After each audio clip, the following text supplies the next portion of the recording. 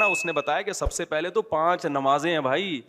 ہم اگر اللہ کو مانیں تو اللہ سے ریلیشن تو ہو. تو یہ اسلام ہے جو ہمیں 5 دفعہ مسجد میں لے کر آتا, اور لاتا کتنے بہترین اسٹائل کے ساتھ ہے. کیسے بہترین انداز کے ساتھ لاتا ہے اسلام. یہ بھی ہو سکتا تھا کہ خام خواہ کی قربانی دلوائی جاتی کہ 5 دفعہ تم نے الٹے لٹکنا ہے تاکہ پتہ چل جائے تمہارا اللہ سے کیا ہے, ریلیشن ہے. تو یہ بھی تو قربانی ہوتی کہ نہیں ہوتی, لوگ دلوا رہے ہوتے ہیں. فوج میں نا جب ہم جو این سی سی کی ٹریننگ کی ہے نا کالج میں, تو وہ فوجی صوبے دار ہمیں ٹریننگ دیتے تھے. تو وہ یہ ثابت کرنے کے لیے کہ میں آفیسر ہوں, بعض دفعہ خام خواہ میں ڈنڈ پہ لو بیٹھ کے, چلو بھائی. اب فوجیوں میں ہوتا ہے نا تاکہ آفس کے آرڈر کو فالو کرنے کا جذبہ پیدا ہو. اب ڈنڈ پیل رہے ہیں, ہمیں پتا تھا بھائی یہ ڈپس لگانے پڑیں گے آپ کو, ٹھیک ہے نا. وہ کہتا ہے جب کھڑے ہو کر دوبارہ لگاؤ. تو یہ سکھایا جاتا ہے فوجیوں کو قربانی کا جذبہ پیدا کرنے کے لیے. تو اللہ میاں ایسے بھی کر سکتے تھے کہ بس الٹے لٹک جاؤ, ٹھیک ہے نا, 5 ٹائم. قربانی دلوائی ہے لیکن ایسے طریقے سے دلوائی ہے کہ اس میں ہمیں روحانی سکون ملے, اس میں ہمارا اللہ سے ریلیشن قائم ہو, اس میں ہمیں لطف اور مزہ آئے, ہماری دنیا بھی سدھر جائے اس سے. ہمیں حکم دیا سب سے پہلے فجر کی نماز رکھی تاکہ مسلمان صبح دیر سے اٹھنے والی قوم نہ بنے. اللہ میاں یہ بھی کر سکتے تھے کہ پہلی نماز 11 بجے, دوسری نماز شام 3:30 بجے, 4-5 نمازیں ایسے کر دیتے. جہلم والی سرکار نے تو کر دی, فجر رکھی ہے اور ظہر کے بارے میں بولا ہے کہ عصر سے 20 منٹ پہلے آپ ظہر عصر پڑھ لیں اور غروب آفتاب ہوتے ہی مغرب عشاء بھی اکٹھی پڑھ لیں. تو یہ عملی طور پر 2 نمازیں ہوئی ہیں, ٹھیک ہے نا. 5 نمازوں کا مطلب ہوتا ہے اپنی تمام مصروفیات کو دوبارہ سے فارغ کر کے نماز کے لیے آنا. ظہر میں آپ سارے کام چھوڑ کے آتے ہو, پھر واپس چلے جاتے ہو, پھر عصر میں الگ سے آتے ہو, پھر واپس چلے جاتے ہو, پھر مغرب میں الگ سے آتے ہو, پھر واپس چلے جاتے ہو, پھر عشاء میں الگ سے آتے ہو. یہ 5 دفعہ قربانی دلوائی جا رہی ہے. اگر اس طرح سے نمازیں اکٹھی کرنے کا اسلام میں حکم ہوتا تو 3 دفعہ قربانی ہوتی, 5 دفعہ قربانی نہیں ہوتی. دیکھو ہم ظہر سے پہلے 4 سنتیں پڑھتے ہیں اور 4 فرض پڑھتے ہیں. ان سنتیں پڑھنے میں کوئی قربانی ہوتی ہے ہمیں؟ اس لیے کہ تو نماز کے لیے آئے ہوئے ہی ہیں نا. تو اگر ہم 4 فرض کے ساتھ 4 عصر بھی پڑھ لیں تو عصر کی قربانی تھوڑی ہی پھر یہ. تو 5 نمازوں کا مطلب ہی 5 ٹائم پہ آنا ہے. اس میں شاپنگ واپنگ ہی تو رکاوٹ بنتی ہے, اور آپ نے شاپنگ کے لیے کہہ دیا اہل حدیث. حالانکہ اہل حدیث یہ مانتے نہیں ہے, لیکن یہ اس کی عادت ہے جہلم والی سرکار کی کہ کسی بھی مسلک میں کوئی بھی الٹا فتویٰ دے رہا ہوگا نا تو اس الٹے مولوی کو لا کے ہائی لائٹ کر کے مسلک کو بدنام کرنا. تو ایک اہل حدیث کا وہ چلایا کہ ایک اہل حدیث کہتے ہیں کہ میں جب 12:30 بجے شاپنگ کے لیے جاتا ہوں نا اپنی بیوی کو لے کے, تو 12:30 بجے ظہر کے ساتھ کیا پڑھ لیتا ہوں. یہ جہلم والی سرکار کا کلپ میں نے خود اپنے کانوں سے سنا ہے کہ 12:30 یا 12 بجے جیسے ہی ظہر کا وقت داخل ہوا تو ظہر کے ساتھ فوراً کیا پڑھ لیتا ہوں, عصر. حالانکہ قرآن میں سورہ نور اللہ کیا کہتے ہیں, رجال لا تلہیہم تجارت ولا بیع عن ذکر اللہ واقام الصلاۃ. مسجدوں میں ایسے لوگ ہوتے ہیں کہ ان کو تجارت اللہ کی یاد اور نماز سے غافل نہیں کرتی, بزنس ہی اللہ کی یاد. اور اللہ فرماتے ہیں مسجدوں میں ہوتے ہیں. پتہ چلتا ہے کہ کہاں آگے پڑھنی ہوتی ہے, جماعت سے بھی اور اپنے ٹائم پہ بھی. اور اسی شاپنگ کو آپ نے ذریعہ بنا لیا 2 نمازیں اکٹھی کرنے کا, اثر گول کر دیا آپ نے. یہ ہے تفقع اور بصیرت, سمجھتے ہو. اور اس نماز کا اجر خراب کیا ہے جس کی سب سے زیادہ تاکید قرآن بیان کر رہا ہے. تو خیر, تو کیسا ریلیشن ہے, جلدی سے بات کو سمیٹ کے میں ختم کرتا ہوں. سب سے پہلے اللہ کیا کہتا ہے, مسلمان اپنے مسلم ہونا ثابت کرنے کے لیے کہ میرا اللہ سے ریلیشن ہے, اللہ نے کہا کہ 5 ٹائم نماز پڑھنی پڑے گی. اور یہ 5 ٹائم نماز کیوں رکھی ہے پتہ ہے آپ کو؟ کیونکہ وقت میں بہت بڑی تبدیلی ہوتی ہے. اللہ کہتے ہیں جب بھی اس کائنات میں بڑی تبدیلی ہوگی تو سب سے پہلے میرے سامنے سجدہ کرو گے, اس کے بعد اپنے کاموں میں لگو گے. تبھی تو قرآن کہتا ہے اقیم الصلاۃ لدلوک الشمس الی غسق اللیل, نمازوں کو قائم کرو دلوک شمس, سورج ڈھلکنے کے وقت, الی غسق اللیل, اور راتوں کے اندھیروں میں. تو غسق اللیل میں 2 نمازیں آ گئیں, مغرب اور عشاء. یہ دونوں رات کی نمازیں ہیں, لیکن ان دونوں کے اوقات میں بڑا فرق ہوتا ہے. مغرب میں فل اندھیرا نہیں ہوتا لیکن روشنی بھی نہیں ہوتی, بہت زیادہ وقت میں تغیر ہو جاتا ہے. اور غسق جو ہے لیل جب انتہائی درجے کی ہوتی ہے تو وہ عشاء کا وقت، جب بالکل کیا ہو جاتا ہے، اندھیرا. آگے اللہ کہتے ہیں وقرآن الفجری، اور پھر فجر. فجر کا وقت بالکل ڈفرینٹ ٹائم ہوتا ہے. مغرب کا وقت باقی اوقات سے بالکل مختلف ہے. سورج ڈھل گیا، غروب ہو گیا، لیکن ابھی روشنی ہے، اندھیرا شروع نہیں ہوا. پھر گھپ اندھیرا ہو گیا. یہ کیا ہے؟ یہ بڑا تغیر ہو رہا ہے زمین کے اندر. تغیر سمجھتے ہو؟ تبدیلی، چینجنگ. آسان لفظ استعمال کرنا چاہیے مجھے بھی. بڑی چینجنگ آ رہی ہے ٹائمنگ میں، اور اس سے انسان کے جذبات میں اور احساسات میں بڑا فرق پڑتا ہے. ظہر کا تو فجر کا وقت بالکل ڈفرینٹ ہے، ابھی دن طلوع ہونے والا ہے. پھر سورج ہوتے ہوتے جب ڈھلکتا ہے نا، بالکل بلندی پہ پہنچ کے تیز تپتی ہوئی دھوپ ہوتی ہے، جس کو اللہ دلوک شمس کہہ رہے ہیں. دلوک کہتے ہیں ڈھلکنا. تو سورج کا جو ڈھلکنا ہے نا، بلندی پہ جا کے لڑکنا نیچے، اس کو کیا کہتے ہیں؟ اس میں اللہ نے دو نمازوں کا ذکر کر دیا، ظہر اور عصر. اس لیے کہ دلوک جو معتدبی ہوتا ہے، گاڑی اردو پھر استعمال کر رہا ہوں، معتدبی قابل ذکر دلوک، وہ ایک عصر میں ہوتا ہے، ایک ظہر میں ہوتا ہے. میں نے وہ کلپ ریکارڈ کروایا تھا نا عاقب سعید کو، کہ 5 نمازیں اپنے ٹائم پر ہیں، اور یہ قرآن کی عیسائی سے ثابت ہے کہ نمازوں کے 5 ٹائم ہیں، 3 ٹائم کی نمازیں قرآن میں نہیں ہیں.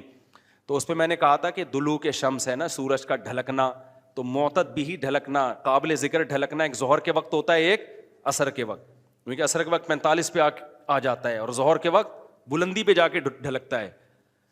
تو اس کے نیچے کے لوگوں کے کمنٹس آئے ہوئے تھے کہ اگر قرآن کا یہ مطلب ہے ڈھلکنے کے وقت، تو پھر تو ہر وقت سورج ڈھلک رہا ہے. سمجھ میں آیا پاگل کسے کہتے ہیں؟ یہ ہے مجتہدین. یعنی ان کا دعویٰ یہ تھا کہ 3 وقت ہیں نماز کے قرآن میں، ظہر ہے اور عشاء ہے اور فجر ہے. تو 3 وقت سے یہ ثابت کرنا چاہتے ہیں کہ ظہر عصر ملا کے پڑھ لو اور مغرب عشاء ملا کے پڑھ لو. اصل میں 3 ٹائم ہے. یہ غلط ہے. دلوک شمس کا لفظ ہے قرآن میں، اور دلوک سے مطلق دلوک مراد ہے، اور مطلق سے فرد کامل مراد ہوتا ہے، جو معتدبی. دیکھو فرد کامل کو میں مثال سے سمجھاتا ہوں. پہلے میں یہ جنہوں نے اعتراض کیا نا اٹھ پٹانگ قسم کا، ان کے اعتراض کا جواب دوں. یہ کہتے ہیں ہر وقت، واقعی ہر وقت تو دلوک ہو رہا ہے، لیکن اس کا تو کوئی بھی قائل نہیں ہے. ایسا تو 1 کروڑ نمازیں ہو جائیں گی. ابے سورج بلندی پہ جا کے جب تک پورا غروب نہیں ہوتا تو ہر سیکنڈ ڈھلک ہی رہا ہے نا، تو کیا ہر سیکنڈ میں نماز پڑھیں گے؟ تو ظاہر ہے قرآن وہ بات کرے گا جو انسانوں کے فہم کے مطابق ہوں گی. تو اس سے صاف پتہ چلتا ہے وہ ڈھلکنا مراد ہے جو قابل ذکر ڈھلکنا ہو. تو قابل ذکر ڈھلکنا، جس کو اصطلاح میں کہتے ہیں معتدبی ڈھلکان، وہ جب ہے جب بلندی پہ جا کے پہلی دفعہ ڈھلکنا شروع ہو اور پھر 45 کے زاویے پہ آ جائے. اس سے زیادہ ڈھلکان والی نماز حدیث سے ثابت بھی نہیں ہے. نہیں آئی میرا خیال ہے بات؟ تو مطلق سے فرد کامل مراد ہوتا ہے. اس کو میں مثال سے سمجھاتا ہوں. دیکھو میں آپ سے کہتا ہوں چائے لے کر آؤ، آپ برف ڈال کے ٹھنڈی چائے لے آئے. میں کہوں گا یہ کیا لے آیا؟ آپ کہیں آپ نے بولا تھا گرم چائے لاؤ. میں بولوں گا جب میں نے چائے کا لفظ مطلق بولا ہے، اس کے ساتھ کوئی گرم یا ٹھنڈے کی قید نہیں لگائی، تو اس سے فرد کامل ہی مراد ہوتا ہے. کامل فرد چائے کا کیا ہے؟ کامل درجے کی چائے کیا ہے؟ جو گرم ہوتی ہے، درمیانی درجے کا میٹھا ہوتا ہے اور مناسب سی پتی ہوتی ہے. میں نے آپ سے کہا چائے لے کر آؤ، آپ 6 چمچ زہر بنا کے نا پتیوں کے ڈال کے لے آئے. اور سب میں نے کہا یہ کیا لے کر آیا ہے؟ آپ کہہ رہے ہیں، آپ بول رہے ہیں چائے. میں کہا بھائی تو زہر بنا دی. تو آپ بولو آپ نے یہ تھوڑی کہا تھا نارمل چائے، آپ نے تو چائے بولا تھا. تو چائے میں تو کوئی بھی چائے. سمجھ میں آ رہی ہے بات کہ نہیں آ رہی؟ یہ چیزیں اصول فقہ میں پڑھی جاتی ہیں جو آج کل کے اسکالرز نے نہیں پڑھی. تبھی قرآن و حدیث کا مطلب بھی ان کو سمجھ میں نہیں آتا. تو المطلق اذا اطلق یراد به الفرد الکامل، یہ اصول فقہ کا مسئلہ ہے اور لغت کا بھی مسئلہ ہے. یہ قاعدہ ہے، ضابطہ ہے کہ جب بھی کوئی لفظ علی الاطلاق بغیر کسی قید کے بولا جائے گا تو فرد کامل مراد ہوتا. اکمل نہیں، اکمل کا مطلب بہت اوپر کی زعفران والی چائے، نہ فرد کامل جو ناقص نہ ہو. زعفران والی چائے لے آؤ گے پھر بھی برا لگے گا. آپ بولو گے بھائی مفتی صاحب آپ نے چائے بولا تھا اور کہا تھا کہ فرد کامل مراد ہوتا ہے، تو میں اس میں زعفران ڈال کے لے آیا. اب میں پتہ نہیں زعفران پیوں نہیں پیوں یار، تو کیا کر کے لے آیا؟ میں تو کامل نہیں، میں تو اکمل. تو میں بولوں گا قاعدہ یہ ہے کہ مطلق جب بولا جاتا ہے تو نارمل جو کامل ناقص نہ ہو، اکمل مراد نہیں ہوتا اس سے. سمجھتے ہو؟ تو یہ قاعدے قرآن و سنت پہ بھی جاری ہوتے ہیں، کیونکہ اللہ میاں نے بھی تو کلام کیا ہے نا، نبی نے بھی تو کلام کیا ہے. تو نبی کے کلام میں بھی وہی لغت کے قاعدے چلیں گے جو عام قاعدے ہیں. سمجھتے ہو گے نہیں سمجھتے؟ تو اب دیکھو قرآن کہہ رہے اقیم الصلاۃ لدلوک الشمس، سورج کے ڈھلکنے کے وقت. تو ڈھلکنے سے فرد کامل جو کامل درجے کا ڈھلکنا ہے. تو کامل درجے کا ڈھلکنا ایک جب بالکل بلندی پہ جا کے ڈھلکنا شروع ہوتا ہے، اس کو کہتے ہیں ڈھلکنا، پہلی دفعہ جب ڈھلکنا. اور دوسرا جب 45 کے زاویے پر جو عصر کے قریب کا ٹائم ہے جس میں سورج میں تغیر پیدا ہونا شروع ہو جاتا ہے، تو یہ ڈھلکنا ہے. تو اب جب بھی زمین میں کوئی نیا ٹائم داخل ہوتا ہے نا، تو اللہ کہتے ہیں کیا کرنا ہے؟ سب سے پہلے اللہ کا شکر. تبھی علماء نے اصول فقہ کی کتابوں میں لکھا ہے کہ نمازوں کے جو اوقات ہیں نا، یہی نماز کا سبب ہے. سمجھتے ہو؟ اللہ میاں نے نمازوں کے اوقات کو نماز کا سبب بنا دیا. اب اس بات کو بھی سمجھو، اصل میں نماز کا سبب ہے اللہ کے احسانات. نماز جو ہم پڑھتے ہیں اس کا اصل سبب کیا ہے؟ اللہ کے احسانات. اب اللہ کے احسانات تو 24 گھنٹے ہیں، تو کیا 24 گھنٹے پڑھتے رہیں؟ ظاہر ہے اس میں حرج ہے. تو اللہ میاں نے کیا کیا؟ اللہ میاں نے بولا دیکھو شریعت کا ایک اصول ہے. ابھی کیا تمہیں پورا اصول فقہ بٹھا کے سمجھاؤں میں، لیکن کیا کریں، سمجھائے بات سمجھ میں آتی نہیں. دیکھو شریعت کا اور کامن سینس کا بھی ایک اصول ہے کہ جب کسی، پہلے میں مشکل اردو میں سمجھاتا ہوں پھر ایکسپلین کروں گا. جب کسی حکم کا مدار کسی حقیقی سبب پہ رکھنا ممکن نہیں ہوتا نا، تو سبب ظاہر پر حکم کا مدار رکھا جاتا ہے. مشکل ہے مجھے پتا ہے، آسان کر کے سمجھا رہا ہوں. دیکھو ہم جو سفر میں 2 رکعتیں پڑھتے ہیں، اس کی اصل وجہ ہے مشقت. کیوں ہم 2 رکعتیں پڑھتے ہیں؟ بھائی ٹینشن ہے سفر میں. اللہ نے نماز کیا کر دی کہ بھائی سفر میں آدمی ایسے راحت میں نہیں ہوتا جیسے گھر میں ہوتا ہے نا. تو اللہ میاں نے کیا حکم دیا کہ بھائی کتنی پڑھنی ہے؟ 2 پڑھنی ہے. تو اصل جو وجہ ہے نا سفر میں 4 کی 2 جو اللہ نے کر دی ہیں، اس لیے کہ سفر میں آدمی اتنی خوشی اور راحت میں نہیں ہوتا بلکہ تھوڑی سی ٹینشن میں ہوتا ہے. لیکن اگر اللہ تعالیٰ یہ کہتے کہ ٹینشن ہی پر حکم کا مدار ہے، تو یہ ٹینشن کم ہونے کے بجائے بڑھ جاتی. وجہ اس کی ہے کہ ہم سوچتے رہتے پتہ نہیں مجھے سفر میں ٹینشن ہو بھی رہی ہے کہ نہیں ہو رہی ہے. بعض دفعہ لوگ سفر میں گھر کی نسبت زیادہ خوش ہوتے ہیں. آپ جا رہے ہو جہاز میں یا ٹرین میں، بڑا مزہ آ رہا ہے، آدمی کو یار اللہ میاں نے تو کہا تھا ٹینشن کی، اب تو ٹینشن نہیں ہو رہی. تو وہمی تو ویسے ہی بڑھ جاتا وہمیوں کا پروگرام نا. وہ تو سارا جو 6 گھنٹے جس کا وضو نہیں ہوتا، وہ یہ کیسے سوچے گا کہ مجھے ٹینشن ہو رہی ہے کہ نہیں ہو رہی. پھر اگر ہو رہی ہے تو کتنے کلو ٹینشن ہو رہی ہے. بعض دفعہ ہو رہی ہے لیکن آدمی کہتا ہے یار اتنی تو مجھے گھر میں بھی ہوتی ہے، یا ہو سکتا ہے نہیں ہوتی ہے. تو اسلام ان بکھیڑوں سے نکال کے اللہ میاں نے کیا کیا؟ بھائی سفر سبب ہے ٹینشن کا، اور ٹینشن سبب ہے نماز کا. تو اصل سبب تو ٹینشن ہے، لیکن اگر ٹینشن پہ میں نے ڈال دیا نا مدار، تو یہ ٹینشن کم نہیں ہوگی، بڑھے گی. لہذا سفر پہ ڈال دیا میں نے. اب سفر ہوگا تو چھوڑ دو، ٹینشن ہے یا نہیں وہ 2 پڑھا کرو. نہیں ہے بات میرا خیال ہے. تو یہ ٹینشن سے بچانے کے لیے اللہ نے کہہ دیا اب سفر میں چاہے انجوائے بھی کر رہا ہوں نا آدمی، تو بھی ہم کتنی پڑھتے ہیں؟ 2 پڑھتے ہیں. اور مقام پہ جتنی مرضی ٹینشن میں ہوں پھر بھی پوری 4 پڑھتے ہیں. تو یہ اصول، اور یہ دنیا میں بھی یہ اصول چلتے ہیں. سمجھتے ہو کہ نہیں سمجھتے؟ تو یہاں بھی اللہ نے کیا کیا؟ اللہ میاں نے فرمایا اصل میں تو تم پہ نماز فرض ہے اس لیے کہ میرے احسانات تم پر بہت ہیں. اب وہ احسانات تو ہر وقت بولو ہوتے رہتے ہیں. اب ہر وقت احسانات ہیں تو اب ہر وقت پڑھتے رہے نماز، وہ تو ناممکن ہے.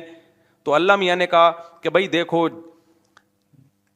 اللہ کے احسانات میں جو تجدد ہوتا ہے نا، جدت آتی ہے، وہ ٹائم کے لحاظ سے آتی ہے. ہماری پوری زندگی کا نظام کس سے چل رہا ہے؟ ٹائم سے چل رہا ہے. تو وقت جیسے ہی تبدیل ہوتا ہے نا، ایک نئی نعمت کا ظہور ہوتا ہے. تو تبدیلی وقت پہ حکم کا مدار رکھ دیا اللہ تعالیٰ نے. ٹائم جیسے جیسے چینج ہوگا تو سمجھ لو کہ اللہ کی نئی نعمت مل رہی ہے تمہیں. تو اس نئی نعمت پہ شکرانے کے لیے تم نے کیا کرنا ہے؟ نماز پڑھنی ہے. تو ٹائم چینج ہوتا ہے. اور تو ٹائم جو ہے نا، اب ٹائم تو 24 گھنٹے میں ہر سیکنڈ میں چینج ہو رہا ہے. تو وہی بات ہے، اللہ نے کہا ہر سیکنڈ میں چینج ہو رہا ہے، لیکن طلوع شمس والا ٹائم اور رات والا ٹائم اور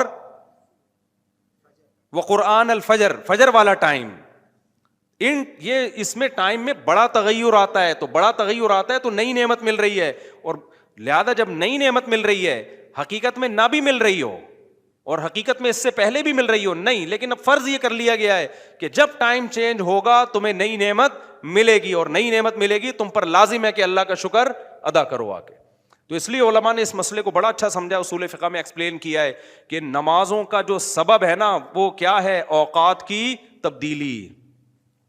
جیسے دو رکعتوں کا سبب سفر ہے، حالانکہ اصل میں نہیں ہے، اصل میں تو کچھ اور ہے، لیکن اب اللہ نے کیا بنا دیا سفر کو. تو ایسے ہی نمازوں کے واجب ہونے کا سبب کیا ہے؟